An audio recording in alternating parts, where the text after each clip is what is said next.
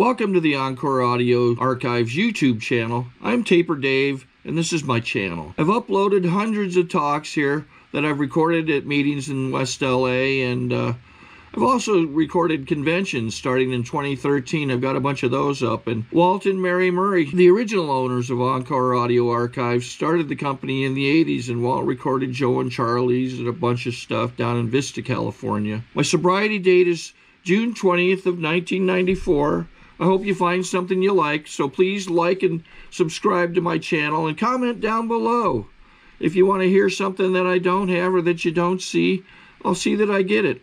Anyways, take care and have a great day if you want to. Okay, now let's welcome our main speaker for tonight, Adam. Good choice.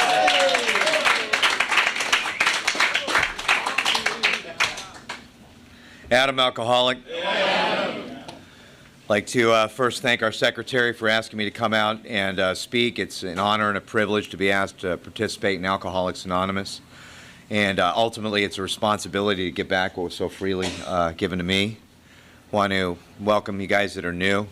Congratulate Manny on his birthday.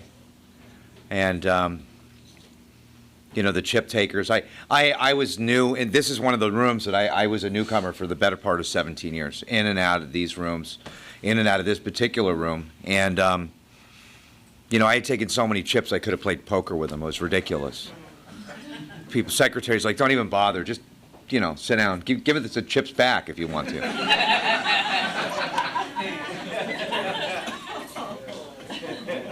You know, I mean, there was so much guilt and shame, you know, about being a newcomer. What I would do is I would go into your head and look back at myself and think, what a loser, man. Why can't you get this? And, you know, the old-timers weren't doing that. I know they were judging me, but they never said it. They, you know, they just said, just keep coming. We love you. You know, and what I would do, you know, eventually I started coming to meetings drunk. You know, you don't see a lot of drunk, you know, people in AA. I mean, there's a few around here. You know, with the event of treatment that swoops a lot of us up in our most desperate moments. But what I would do is you know, we have these late-night candlelight meetings around here, and I'd go to 7-Eleven, you know, get a big gulp cup, fill it up with liquor, you know, stroll into late night, do some of my best sharing.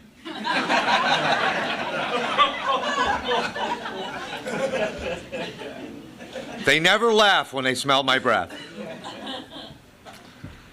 And, you know, that's the way it was for me. And I just could not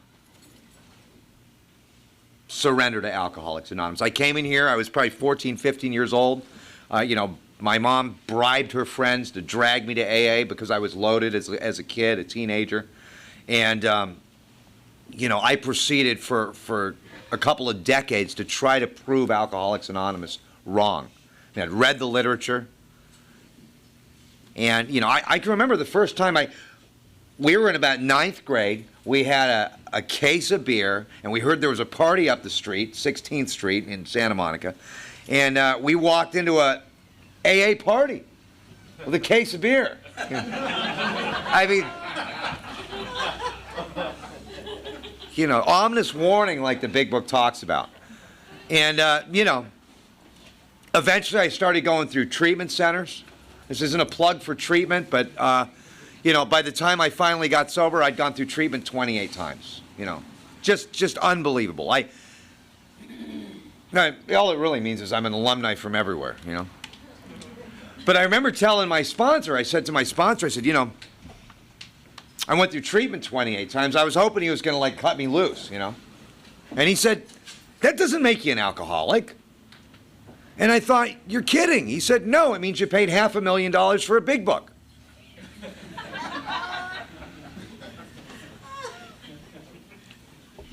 And, you know, I always thought alcohol was the problem. And I'm not going to start citing pages out of the big book tonight, but page 101 of the big book. Any scheme that attempts to shield the alcoholic from temptation is doomed to failure. See, treatment was a great place to fatten me up for another run. But it never really solved the problem. And I thought the problem was alcohol. I had thought for years that the problem was alcohol. And I remember a guy saying to me, if that little drink, that little bottle of Jack Daniels, if that's your problem, says you're probably not an alcoholic. And in the very next breath, he said, if you're a real alcoholic, the type that's described in our doctor's opinion, your problem isn't alcohol. And you know, as a newcomer, I couldn't wrap my head around that. I couldn't understand until I was asked some very simple, direct questions about my relationship to alcohol. The first is obviously I couldn't live with alcohol. That was clear as a bell. But could someone like me, for any considerable period of time, live without alcohol? And I had to really look at my experience. Could I stop once I started? Could I stay stopped for any considerable period of time? When I wasn't drinking, was I still thinking about it? Did everything in my perception drive me back to drinking? Because, you know, I could read about that all day long. And I ask newcomers, I go, where did you learn that? Alcohol taught me that. It had to be my experience with hopelessness, with my failure, with self-reliance failing me, to come to terms with the fact that I can't stay stopped on my own. Can't do this by myself. You know, and like most of us, you know, I tried every imaginable remedy. You know, Mormon church, you know, converting my religion, chanting, psychiatry. I'd been in therapy since I was 11 years old. You know. And when everything failed me, and the disease basically killed me every single day for like a decade and wouldn't bury me, you know, I eventually was beaten into a state of reasonableness like a lot of us. You know, the car broke down a couple decades ago. You know, and then I drove it for another 10 years with no wheels. You know, and then I dragged it. You know, we have a you know, thing we say around here, surrender or be dragged. It's up to you. And, you know, I can remember sitting in one more detox. I think I was at Tarzana Treatment Center that time. You know, I was 120 pounds. I was dying of alcoholism.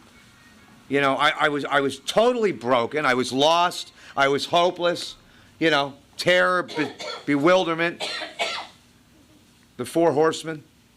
You know, and I was sitting there in detox. I'd let everybody down one more time. You guys know the feeling. You know, and I'm sitting there with my fellow associates. Right? A vision for you. You know, and this woman from AA comes in, you know, on her H&I panel, in her business suit, right? One of Clancy's crew.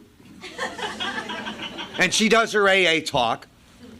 And at the end of her talk, she said, if I could give you all the gift of recovery, I wouldn't do it.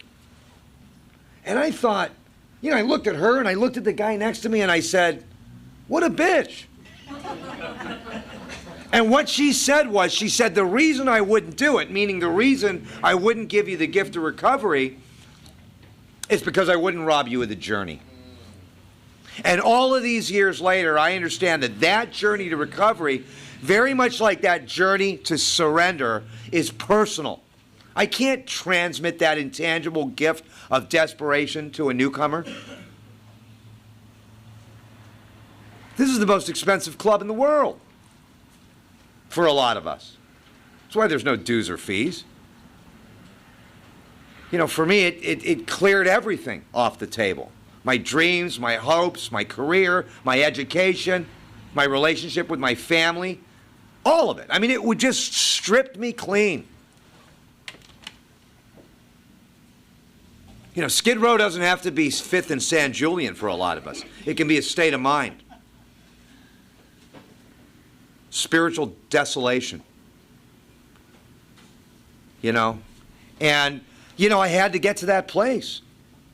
And I could write all day long on step one. You know, until I'd beaten down that liquor store one more time. You know, at 5:59 a.m., which a lot of us have done, thrown a brick through a plate glass window to get at a bottle. You know, until I'd paid $100 for a six-pack at 2:01 a.m. in California, or driven down to Tijuana just to get at a drink, you know, or rented a limousine, you know, pay a couple $100 to get at their bar and find out they don't have any liquor in there. You know, the things that we do, you know. If you go out again, all you got to do is go to the grocery store and get some Robitussin. 4 or 5 bottles of that, and, you know, it'll work. That's your free tip for having a court card. We're creative. But, you know, I mean, getting to that place of surrender, it was not for me an intellectual pursuit. Until I had done all of those despicable, diabolical, disgusting things that a lot of us have had to do on that journey to recovery, I couldn't hear the message. Hope doesn't matter to people like me until I become absolutely hopeless, until self-reliance had absolutely failed me, until I was bankrupt in every area of my life. And only then, after every imaginable remedy had failed me, did I become willing to take actions in Alcoholics Anonymous that logically seemed to make no sense. I became willing to take actions that I didn't believe in, that I had no true empirical evidence that would work for me, except that I saw that it worked for you. I came to believe in a power other than myself. And, you know, I understand now that that journey to surrender is absolutely personal. I can't give it to a newcomer. If you're in here with a court card or you're in that place, you know, I pray that you have the gift of surrender. It seems to be one of the keys. You know, by the way, we're the only people that want a reward because we ran out of a burning building. You know, so we're happy you're here. And, you know, there's a big difference for me between the act of surrender that got me into these rooms over and over and over again and the state of surrender that keeps a lot of the old-timers around here. And really understanding the difference between what that is. Because it's kind of like watching a swan glide across a pond of water. It looks so graceful. It looks so simple. It just glides across the pond. But you know what's going on under the water, right? He's paddling like hell. You know? And in order for me to stay in a state of surrender, what I've discovered is I had to be willing to take actions in Alcoholics Anonymous. In order to stay in that state of what we call grace, which is the undeserved gift. You know, and we say there's nothing you can do to keep yourself sober, but, you know, I would argue with that all day long. My friend Mickey B talks about that. You got a guy in Alcoholics Anonymous that's got commitments every night, that's working the steps, that's got a sponsor, that's coming early, staying late. You think he's the same distance away from a drink as a guy that's sitting over here and he's not doing anything? It's a good question. You know, I became willing to take actions in Alcoholics Anonymous on a consistent basis, and I think that that was one of the keys to freedom around here for me. And this was the only prison where the key was inside. And I'd looked, like a lot of us, in every area to find a solution to a spiritual malady. Alcoholics Anonymous is a spiritual solution for me to that spiritual malady. And, you know, I really understand that today, that journey to surrender, that surrender, like there's a guy by the name of Dr. Harry Tebow. He talks about, you know, the difference between compliance and surrender. And, you know, I had been in Alcoholics Anonymous for years behind the concept of compliance. You know, doing it for sober living, doing it for the judicial system, doing it for family services. You know, it's California, you might be doing it for the trust fund. You know, million forms of compliance. But that concept of surrender was absolutely different. You know, me being an alumni from everywhere, I started to do a lot of H&I, and one of the greatest illustrations of surrender I'd ever heard was at a panel I had up at the VA. And, you know, we go up to the VA and start talking about, you know, surrender, right, with a bunch of soldiers. You know, the room gets really quiet, especially Marines. But if you ever watch a soldier surrender, the illustration's perfect. You'll see him take the rifle, lay it down on the ground, sit down on the side of the road, and wait for someone to tell him what to do. You know, when you got 40 AK-47s pointed at your head, you don't throw down the gun with an attitude, right? You're not sitting on the side of the road looking at the gun. And if you do, someone's going to shoot you. You know, and what I understand from that is that that is an absolutely unconditional act of surrender. And until I got to that place, I couldn't understand any of the language and the concepts and the principles that we talk about in Alcoholics Anonymous, what it really means to be powerless. You know, fear won't keep a guy like me sober.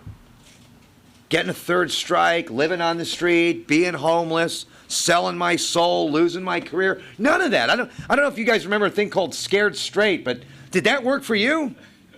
Boom. You know, now, the big book talks about a problem drinker. There's a big difference between a problem drinker and a real alcoholic.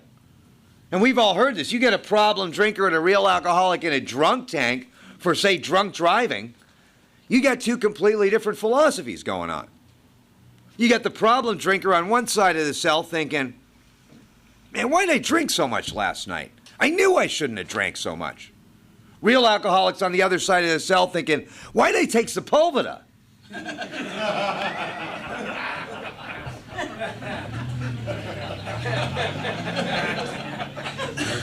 You think that's funny, huh? Now, if you got a court card, I understand. Had you not taken Sunset, you'd have been at happy hour tonight. And the reality is that's a completely different perspective. You know, problem drinker's wife says, if you don't stop drinking, I'm leaving you. Problem drinker cleans up his act, gets a little Visine, doesn't drink in the house, right? If my woman said, if you don't stop drinking, Adam, I'm leaving you, you know what I'm thinking, right? I'm thinking about single life. And you know, what I discovered, like I said before, if anything got in the way of booze, you want to see drama? Get between an alcoholic and a drink. If anything got in the way of my drinking, it was out of my life. And what I've discovered for me in order to stay in Alcoholics Anonymous, if anything gets in the way of Alcoholics Anonymous, if anything gets between me and my program, it's out of my life. A woman? I don't care how pretty she is, how good she makes me look, how good it feels, how in love I am. I remember the first time I said that from the podium. There she was. And you know what? I remember she said to me, she said, you can't be an alcoholic. You don't look like an alcoholic. You know? It's Thanksgiving, honey. You can have a glass of wine, can't you? It's Thanksgiving. 4 more rehabs.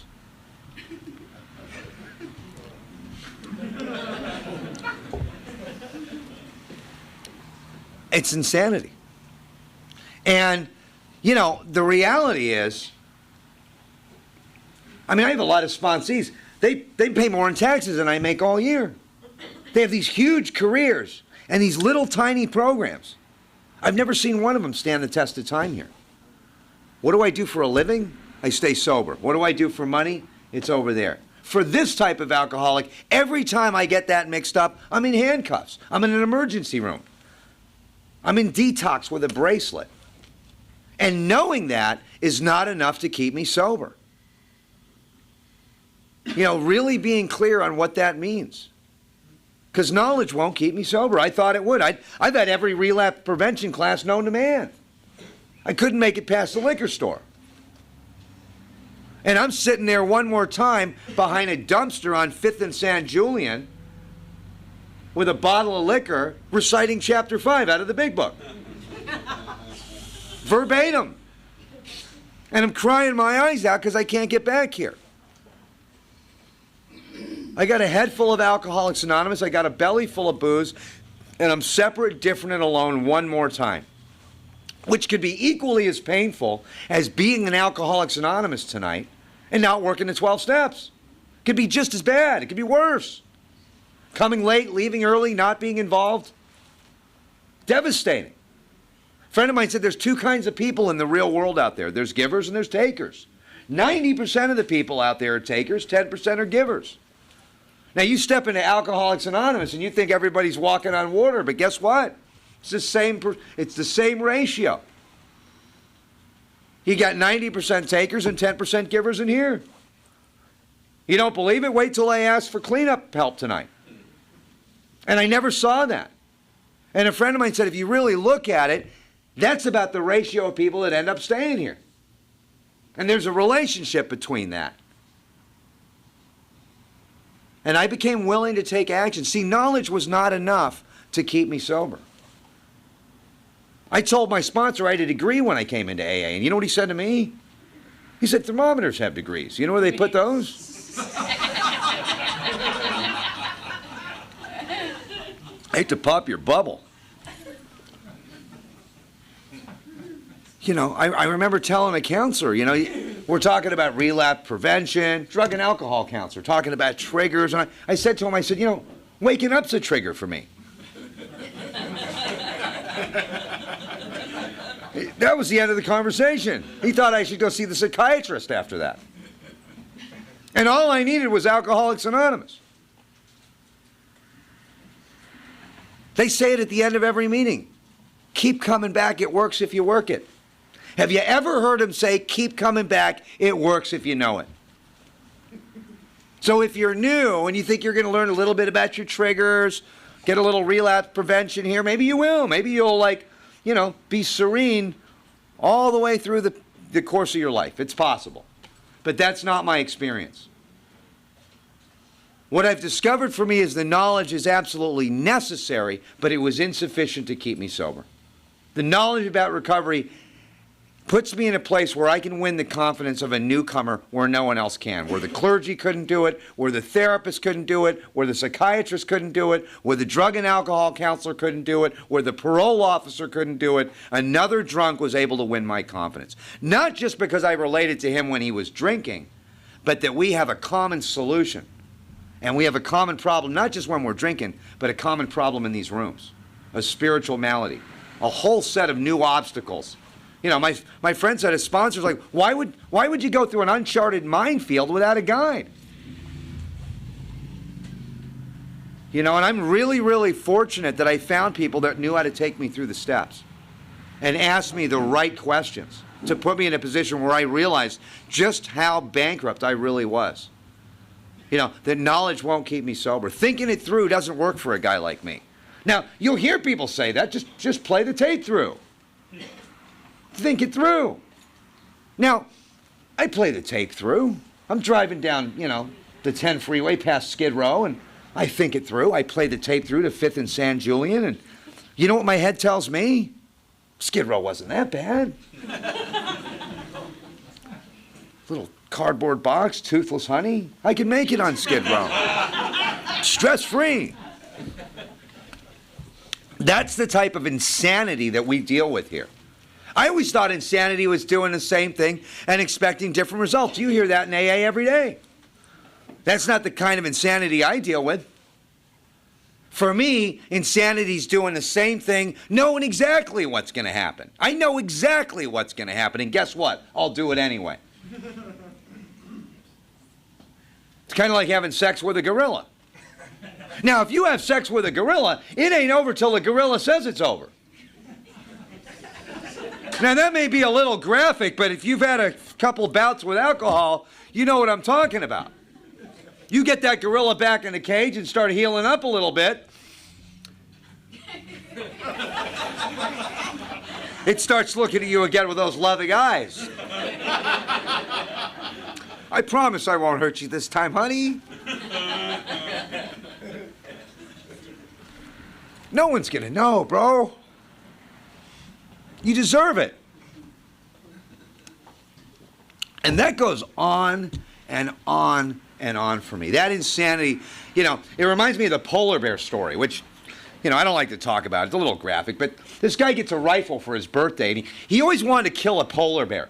So he goes up to Alaska, and he shoots a polar bear. His lifelong dream. And he goes to check out his kill.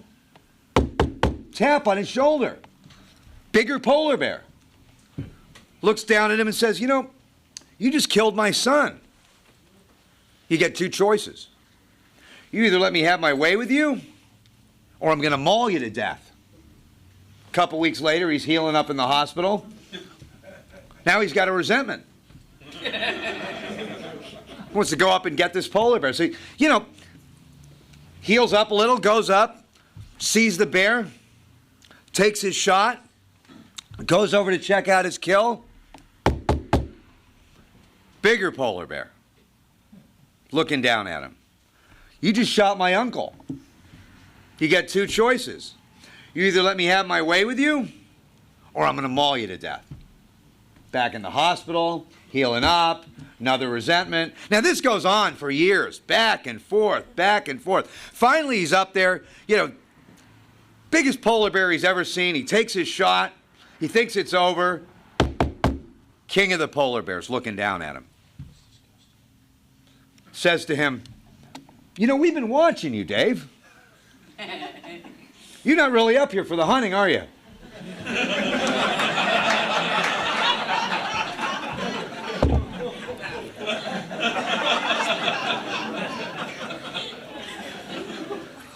Now, for a normal person, that may be insanity. But what about for the real alcoholic? What about for someone like me? How many times did I go back into that arena with the lion? With all of the information, all of the consequences, all of the evidence, I will drink again.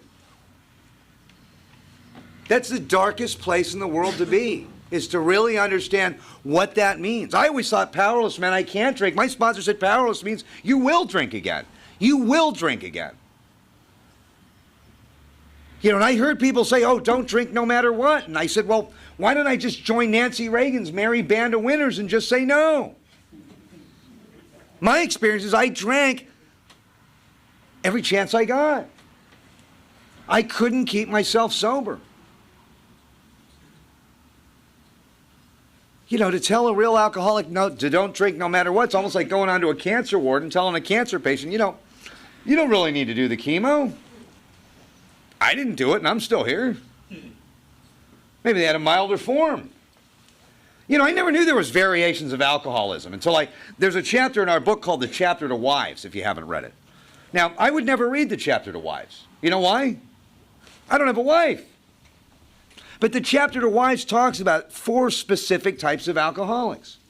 And that 4th type of alcoholic is the type that drinks on his way home from the hospital, that's been placed in one institution after another. And I got very clear on that picture. I saw what it really meant to be powerless when I related that to my life. That, for me, I have no effective mental defense against the first drink. I can't bring into my consciousness with sufficient force the pain and suffering of a week or a month ago. I can't just say no.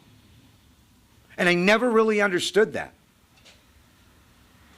until it was explained to me and I had a sponsor take me through the steps and show me the truth.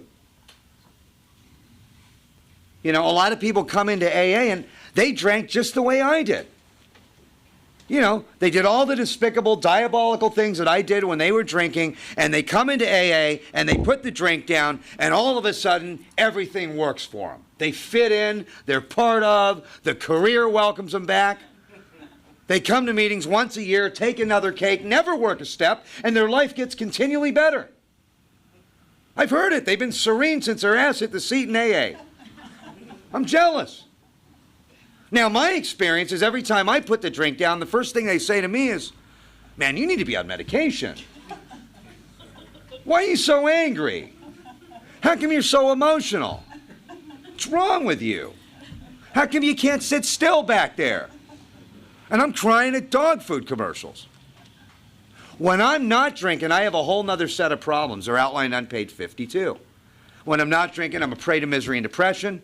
When I'm not drinking, I can't manage my personal relationships.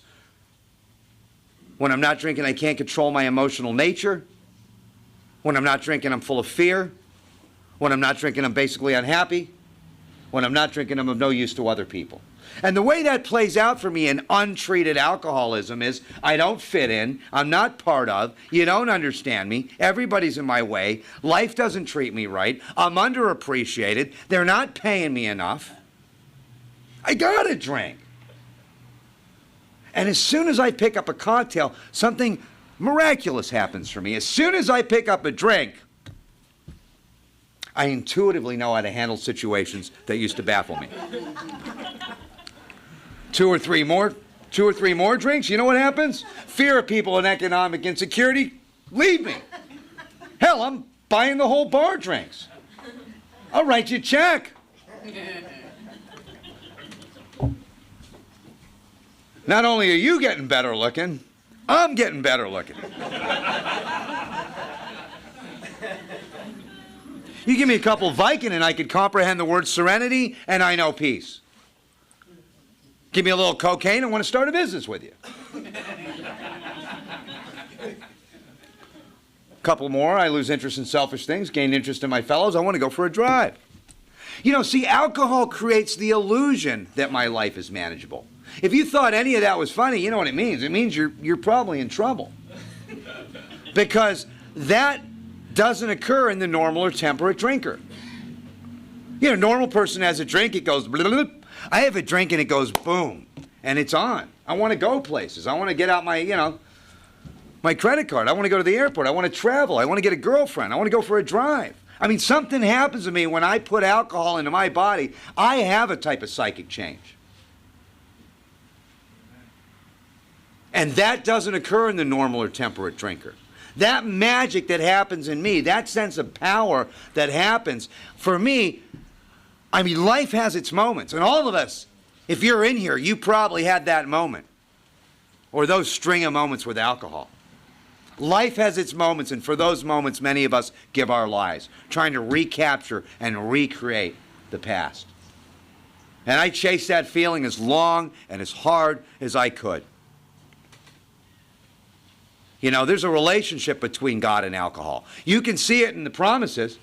We suddenly saw that God could do for us what we could not do for ourselves. My sponsor said, plug alcohol in there. Didn't I suddenly realized that alcohol had done for me what I could not do for myself? And if that's true, that relationship between God and alcohol all of a sudden became as clear as a bell to me. You know, a letter from Carl Jung to Bill Wilson, he relates spirits to spirituality. Those two relationships, spirits and spirituality. And the basic theme of that is for people like us, alcohol is an artificial means to a spiritual experience. These 12 simple steps are a practical means to a spiritual experience. You know, I never saw the relationship between God and alcohol. My sponsor said, go to the ghetto, little southeast of here. I guarantee you, there's two things that always stick out. Churches and liquor stores. You know why? Because they both give man hope. And hope doesn't matter to people like us until we become totally hopeless.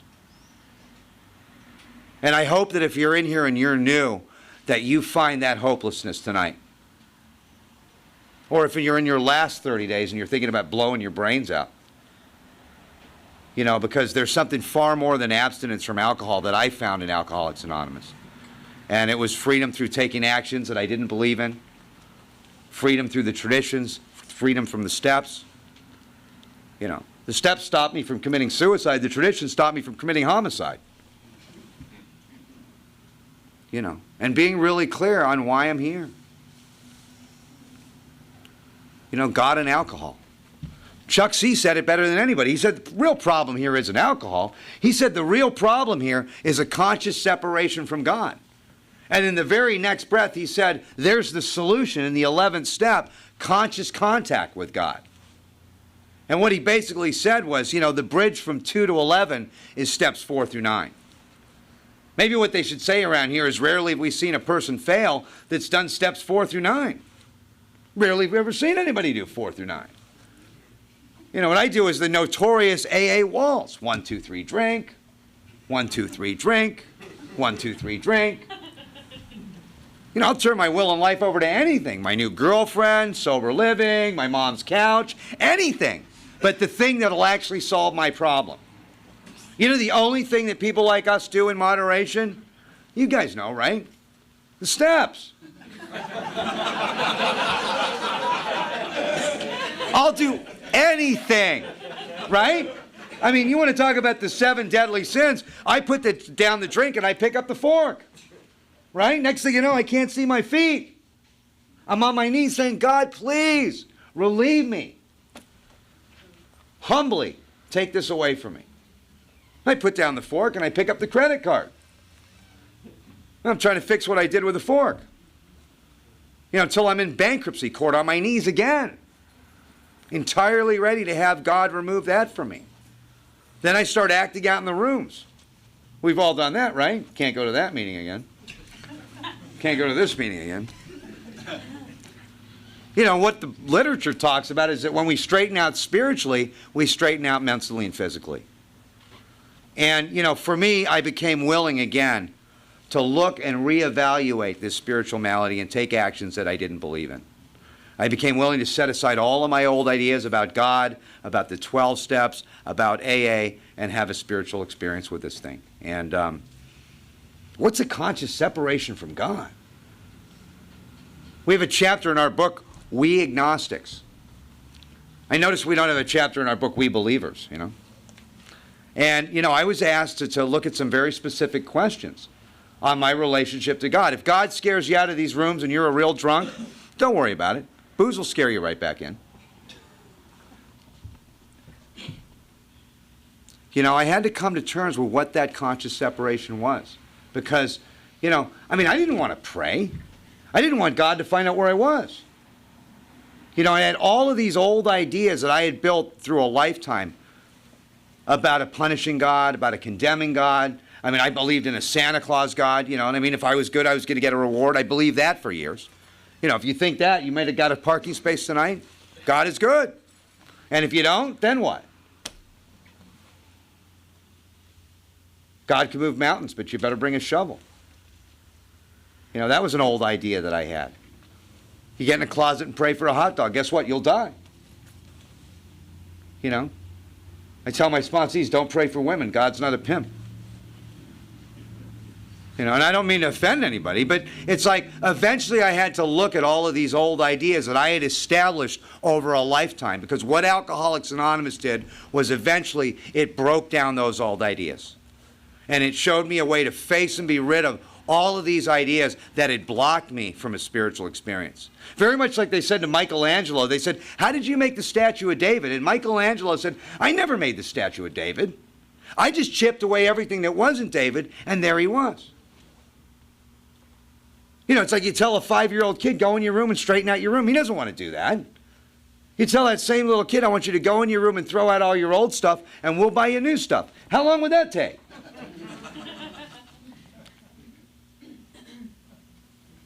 And that was a wall for me.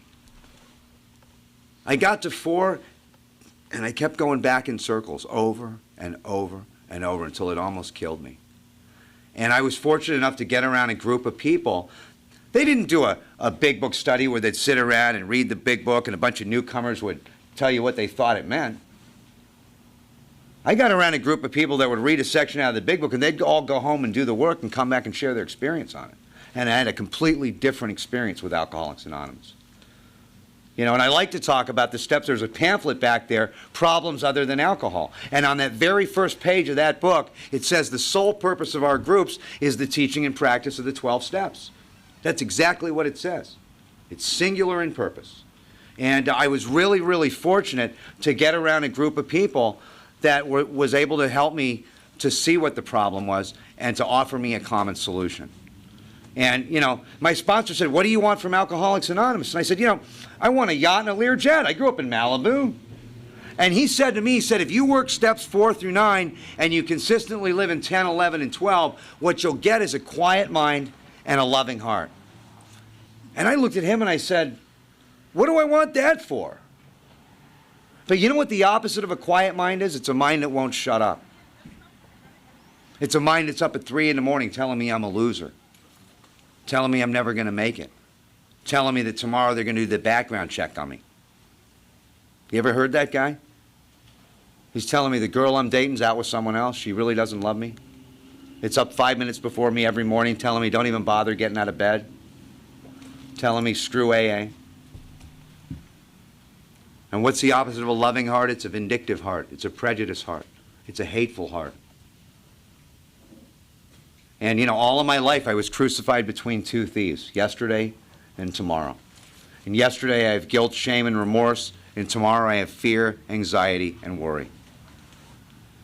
And through inventory and living in 10, 11, and 12, I get to a place where I'm in the now. Our spirits are like a body of water. When they're perfectly still, they best reflect the heavens. I know how to get there with a bottle of liquor. But unless I can find that sense of comfort and ease that I sought from alcohol through this process, there's no way I'm going to stay here. You know, one of the most tired out stories in AA, I must have heard it when I was like 20 years old. It was over 20 years ago. And, you know, I love to tell it. You probably all heard it. It's about the little kid. He comes up to his dad and he says to his dad, "Can we play?" And the dad says, "Can you see I'm busy, son? Leave me alone." Little 5-year-old kid. I mean, the dad says, "Look, I'm busy. Leave me alone." So this little boy keeps bugging his dad. The dad's trying to figure out a way to get rid of this kid. So the dad grabs a map of the world out of a magazine, like in National Geographic. They always have those great maps.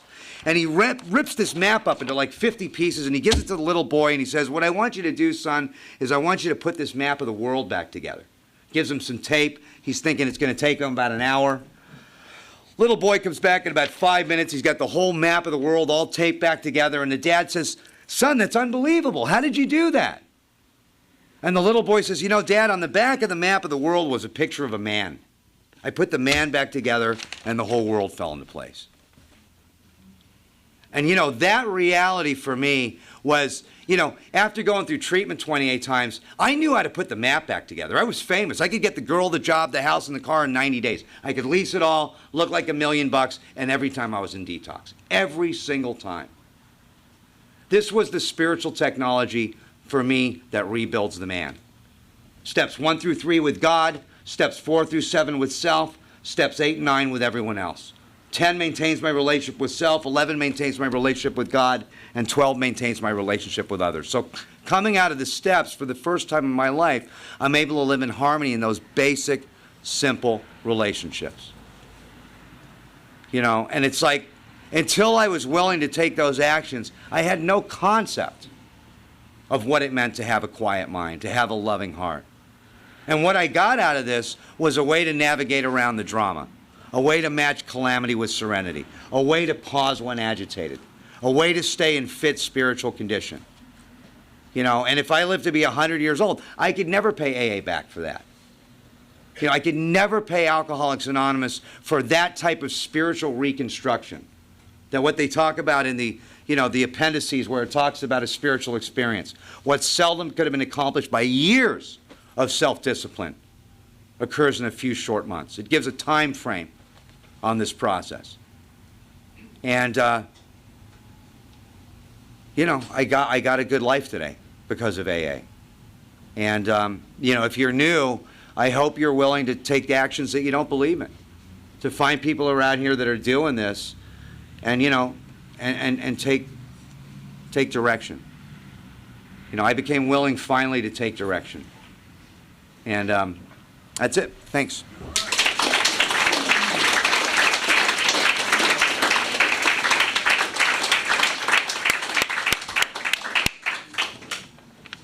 I think we got a great talk going on here. Thanks for watching the channel. Taper Dave here. Just curious, do you think this is better than Zoom? Okay, this is how I prepare my drone for launching. I like to do it inside the cab of my truck so I'm not standing outside in the weather. To install the joysticks for control, up and down, right and left, powered on. I have an Android phone that I use to connect it to the drone with. And it's actually controlled through the iPhone, through an app. Oops, wrong way. It's actually controlled through the iPhone, or through this Android phone, through the app. It's actually controlled through the Android phone, through an app, and you connect it through this short connection right here.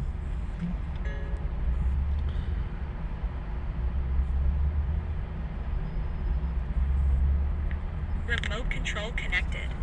Remote control's connected. So I pull out the drone. I have to extend the legs. Long legs extended first, then the short legs. Remove the gimbal protector. Set that aside, then power it on one short burst and one long burst. I lay it down. So I have to go to calibrate. So the drone's not connected yet.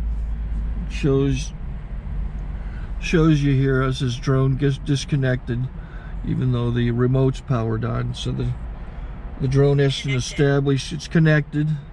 So I go into the app to calibration mode.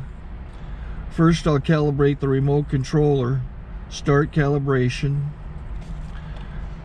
Out, in, oop, out, in, up, down, and then this little wheel is to control the gimbal. So it's calibrated. Go to gimbal calibration, start calibration, and then it calibrates the gimbal. I don't know if that shows up. The gimbal's moving all over the place. Changes, you can see it on the video. And I'm calibrated to take off. It's acquired 7 satellites at the moment. There are 26 satellites up in the sky, which it has to acquire before you can take off. So it's connected. It's got enough satellites. This is white. I can go to press this little arrow button, swipe right to take off, and it would start the motors if I slid this to the right. But I'll wait till I get outside. Don't want to do it inside.